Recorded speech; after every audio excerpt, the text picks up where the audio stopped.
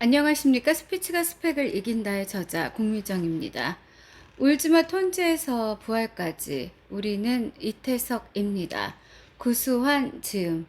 구수한 PD가 만난 이태석 신부와 제자들. 저널리스트 탐사부도 PD로 30년. 1983년 방송을 시작해 1986년 폐지되었던 PD 저널리즘을 대표하는 KBS 추정 60분이 1994년 부활했다. 회사에서는 프로그램을 제작할 PD 8명을 뽑았는데 나도 영광스럽게 그중 한 명이 되었다. 당시 TV 출연은 기자의 전유물이었다. 그러나 추적 60분이 그 벽을 깼다. PD들이 스튜디오에 출연해 리포트까지 하도록 한 것이다. 나중에는 PD가 MC까지 맡았다. PD로 선발되었다는 소식을 듣고 흥분했다. 세상을 다 얻은 것 같았다. 무엇보다도 내 얼굴이 전국으로 알려진다는 사실을 믿을 수가 없었다. 텔레비전에 내가 나온다면 얼마나 좋을까라는 노랫말처럼. 1994년 2월 27일 서울의 밤이라는 제목으로 첫 방송이 나갔다. 추적 60분은 1분 30초 기자 리포트를 전달하는 뉴스와 달리 현장을 자세히 보여주는 방식이어서 첫 방송부터 높은 시청률을 기록했다. 나의 추적 60분 데뷔작은 다이어트 식품의 피해를 고발하는 내용이었다. 사회자가 질문하면 내가 답변하는 방식으로 녹화가 시작됐다. 그런데 첫 방송부터 큰 망신을 당했다. 카메라 앞에서 긴장한 탓인지 말을 더듬고 원고를 외우지 못해 여러 차례 NG를 냈다. 제작에 참여하는 스태프에게 미안하고 창피해 쥐구멍에라도 들어가고 싶은 심정이었다. 호된 신고식을 치르고 웅변학원에 다니며 말하기부터 글쓰기까지 피나게 연습했다. 볼펜을 입에 물고 소리내어 읽고 실수할 때는 바늘로 혓바닥을 찌르며 노력한 덕분에 빠르게 적응했다. 이제 남은 것은 프로그램의 아이템 선정과 취재 능력이다. 이번 기회를 놓치면 능력 없는 PD로 찍힌다는 걱정에 온몸을 던지며 취재했다. 안방에서 화면으로 볼 때는 취재 과정이 얼마나 위험한지 모른다. 그러나 막상 현장에 나가면 두려움이 몰려오고 후회도 다반사다. 1995년 서울시 지하철의 안전 문제를 고발한 지하철이 불안하다는 프로그램을 만들었다. 내부 직원의 제보를 받고 열차 운행이 끝난 새벽 1시에 터널 안으로 걸어 들어갔다. 세상에 이럴 수가. 많은 시민들이 이용하는 지하철의 숨겨진 모습이 너무나 충격적이다. 선로 옆 벽에서 물이 폭포처럼 쏟아지고 손으로 툭 치면 벽면이 떨어져 나갔다. 취재 도중 지하철 3호선 동호대교 철교의 선로와 교각을 연결하는 볼트가 없다는 제보가 들어왔다. 처음에는 거짓말인 줄 알았다. 철교가 다리와 따로 논다는 것을 믿을 수 없었기 때문이다. 철로 옆 대피 난간을 꽉 붙잡고 안전을 외치며 중간 지점까지 갔다. 아래를 내려다보니 시커먼 한강물이 흐른다. 아찔하고 현기증이 났다. 거기서 끝이 아니다. 문제의 교각까지는 선로 중간에 있는 계단을 타고 내려가야 한다. 교각의 폭이 좁아 한 발 한 발 내딛는데 다리가 후들거리고 떨어지면 죽는다는 공포가 몰려왔다. 그렇다고 무거운 장비를 들고 영상을 찍는 촬영팀 앞에서 내색도 할 수 없다. 얼마나 힘을 주었는지 다리 근육이 뭉쳐 걷기도 힘들었다. 문제의 현장에 도착했다. 충격적인 사실이 눈앞에 펼쳐졌다. 제보자의 말대로 정말 볼트가 없다. 방송 후 파장이 엄청났다. 신문에서는 사설까지 쓰며 방송 내용을 소개했다. 지금도 동호대교를 지날 때면 어디서 그런 용기가 났는지 하는 생각에 웃음이 난다. 추정 60분 방송 다음 날 책상에는 어김없이 시청률표가 놓여있다. 스트레스가 이만저만이 아니다. 정말 하루하루가 전쟁이다. 사회적 파장이 큰 아이템은 방송을 막으려는 시도와도 싸워야 한다. 협박 전화는 기본이고 차로 미행하거나 흉기를 담은 상자를 집 앞에 놓고 가기도 한다. 방송하지 말라는 경고다. 거액의 돈을 넣은 과일 바구니를 가져와 사정하다 안 되면 회사를 통해 압력을 가한다. 타협하지 않은 대가는 프로그램 방출이었다. 부당한 권력을 고발하다 몇 번이나 보복당했고 그중 한 아이템은 방송되지 못한 채 지금도 방송국 영상자료실에 불방 테이프로 남았다. 언론의 이중적인 얼굴을 고발한 내용이었다. 우리 사회의 기득권이 얼마나 똘똘 뭉쳐있고 국민을 기만하는지 뼈저리게 느꼈다. 그래서 PD들이 기피하는 추정 60분을 계속해서 자원하였고 불의와 싸웠다. 진실을 찾아서 PD도 사람이고 한 집안을 책임지는 가장이다. 방송을 둘러싼 법적 분쟁은 인간적으로 무척 힘들다. 허위방송이라며 수사기관에 고발당하면 검찰청 조사실 철제 의자에 앉아 죄 지은 범인처럼 장시간 조사를 받는다. 그때의 심정은 당해보지 않으면 모른다. 법정에서 거액의 손해배상 소송을 놓고 상대 측 변호사와 치열한 법리 공방을 벌이는데 소송 자료까지 직접 챙겨야 했다. 이런 법적 분쟁을 10차례나 당했다. 한 사건이 종결되는 것이 2년에서 3년임을 감안하면 추적 60분의 몸담은 시간은 법적 분쟁과의 전쟁이라고도 할 수 있다. 그 덕분에 진실을 찾으려 노력하고 말 한마디 토시 하나까지 꼼꼼하게 확인하는 버릇이 생겼다. 정치권이나 언론학자들은 언론을 비판할 때 진실을 찾는 노력이 부족하다고 지적하고 때론 진실만을 말하라고 충고한다. 정말 멋지고 듣기 좋은 말이다. 그러나 현실을 안다면 그렇게 편하고 쉽게 이야기하지는 못할 것이다. 진실을 찾기까지 얼마나 어려운 과정을 겪어야 하는지는 경험한 사람만 안다. 추적 60분 MC 겸 책임 프로듀서로 있던 2006년 과자의 공포 우리 아이가 위험하다 편이 방송됐다. 부모들은 큰 충격에 빠졌고 언론도 크게 다뤘다. 탐사 전문가인 이우락 PD가 어린아이들이 즐겨 먹는 과자를 만들 때 사용하는 식품 첨가물이 아토피 피부염을 일으킬 수 있다는 실험 결과를 공개한 것이다.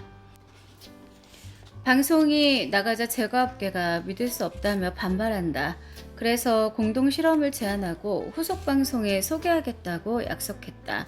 그런데 이상한 일들이 벌어지기 시작했다. 국내 의학식품 분야 권위자들이 모두 인터뷰를 거절하고 실험을 약속한 연구기관도 취소를 통보했다. 그리고 한 경제지에는 제과업계가 300억 원의 손해배상 소송을 준비 중이라는 기사가 등장했다. 또 다른 매체는 실험 결과가 검증되지 않았다며 공격한다. 거기서 끝이 아니었다. 식품 안전을 감독하는 식품의약품안전처마저 KBS가 왜 이 문제를 다루느냐며 따지기까지 했다.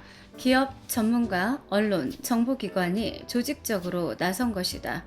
여기에 한술 더 떠 방송위원회는 제과업계가 문제를 제기했다는 이유로 자신들이 선정한 이달의 좋은 프로그램상을 취소했다.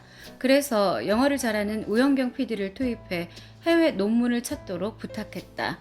그리고 유럽까지 보내 전문가의 인터뷰를 담아 방송하고 2차례 더 후속 방송을 내보냈다.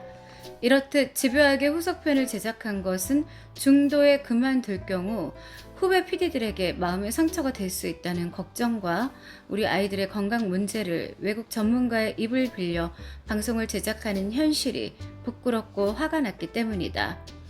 한바탕 전쟁을 치르고 나서야 제과업계는 과자 봉지에 식품 첨가물을 표기하고 트랜스 지방을 쓰지 않겠다고 약속했다. 이렇듯 진실을 찾는 과정은 힘들고 어렵다. 국민을 위해 희생하겠다는 각오와 사명감이 없으면 불가능하다. 휘말리는 하루하루를 보내다가 방송이 나간 후 고맙고 속이 후련하다는 시청자들의 격려 전화를 받으면 다시 힘을 내서 다음 프로그램을 준비한다. 추적 60분의 지향점은 정의롭고 공정한 사회를 만드는 것이다. 무엇이 정의롭고 공정한 것일까? 억울한 사람이 없고 사회적 약자에게도 기회가 주어져 희망을 갖도록 하는 것이다. 2005년 KTX 여승무원들이 부당해고 철회를 요구하며 1년 넘게 농성했다. 가족의 걱정과 불안은 이만저만이 아니다. 그러나 그들의 억울함과 아픔에 대해 정부와 언론은 관심조차 없었다. 농성이 장기화하면서 다들 지쳐갔다. 그때 추정 60분이 그들의 이야기를 카메라에 담았다. 방송이 나가던 날의 기억이 지금도 생생하다. 비좁은 숙소에 쪼그리고 앉아 숨소리도 내지 못하고 화면을 쳐다봤다. 방송을 보던 승무원 모두가 운다. 한 여승무원이 부산에 사는 엄마에게 "엄마, 방송 잘 봤어? 속이 후련해" 라고 통화하는 소리가 들렸다. 좋은 일을 했다는 뿌듯함보다 더 이상 해줄 수 있는 것이 없다는 생각에 마음이 아팠다. 왜 사회적 약자들은 눈물로 살아야 하는가? 10년 후 뉴스에서 비극적인 소식을 접했다. 해고된 여승무원 한 분이 극단적인 선택을 한 것이다. 아이를 위해 열심히 살아보려고 애쓰던 착한 엄마다. 관심을 기울이고 지켜주지 못했다는 생각에 미안하고 부끄러웠다. 처음엔 방송이 뭔지 몰랐다. 방송국을 좋은 직장으로만 생각했다. 그러나 협박받고 소송당하고 다른 프로그램으로 쫓겨나고 근무평가 점수를 최하위로 받을 때는 "왜 이렇게 사서 고생하지?" 라는 질문을 수없이 반복했다. 그럴 때마다 우리 사회에서 억울하고 힘들고 고통스럽게 살아가는 사람들을 만나고 눈으로 직접 확인하면서 추적 60분이 그들의 마지막 희망이라는 사실을 가슴 깊이 새겼다. 2019년 36년 동안 서민들의 애환과 눈물을 담은 추적 60분이 폐지됐다. 시청률도 저조하고 아이템을 찾기도 어려워 새로운 포맷의 프로그램으로 대체한다는 것이 이유라고 한다. 추적 60분의 폐지는 언론이 스스로 감시 기능을 포기하는 것이기 때문에 수긍할 수 없었다. 오히려 인력과 예산을 투입해 감시 기능을 강화하는 것이 국민의 수신료로 운영되는 공영방송의 책무라고 생각했다. 회사 결정에 힘없는 내가 목소리를 낸다고 무슨 소용이 있을까 싶어 아무 말도 하지 않았다. 그런데 PD 후배가 고발방송에 출연해달라고 부탁했다. 그동안 추정 60분을 거쳐간 PD만 수백 명이다. 그중 나를 추천한 것은 내가 추정 60분 책임 프로듀서로 있을 때 동고동락했던 이내규, 최지원 PD가 선배에게 마무리할 기회를 주는 것이라 여기며 고마운 마음으로 승낙했다.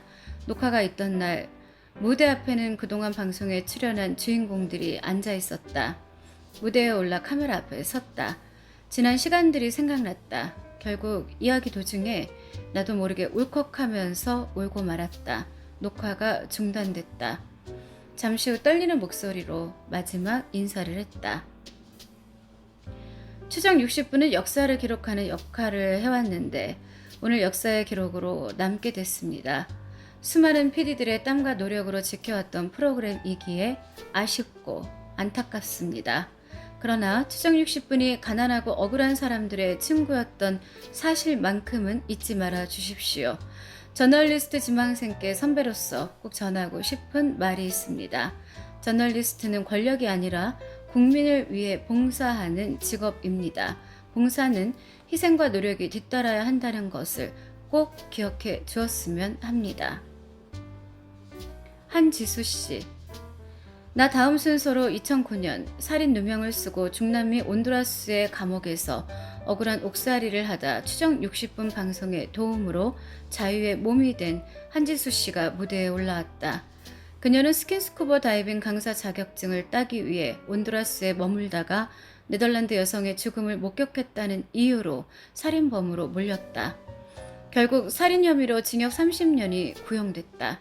추적 60분은 온두라스 현지를 찾아가 한지수 씨 사건을 취재해 2009년 11월 11일 온두라스에서 온 편지라는 제목으로 방송했다. 방송의 파장은 대단했다. 정부 특별지원팀이 파견됐고 한지수 씨는 법적 도움을 받아 무죄 선고를 받고 풀려났다. 한지수 씨의 소감이다. 10년 전에 제가 이 자리에 설 줄 상상이나 했을까요? 너무 감격적이고 기쁩니다. 추적 60분에 감사드립니다.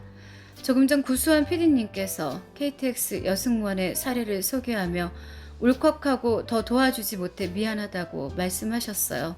정말 아름답지 않나요? 어떻게 사람이 그런 마음을 가질 수 있을까요? 사실 그런 생각 없이도 살 수 있어요.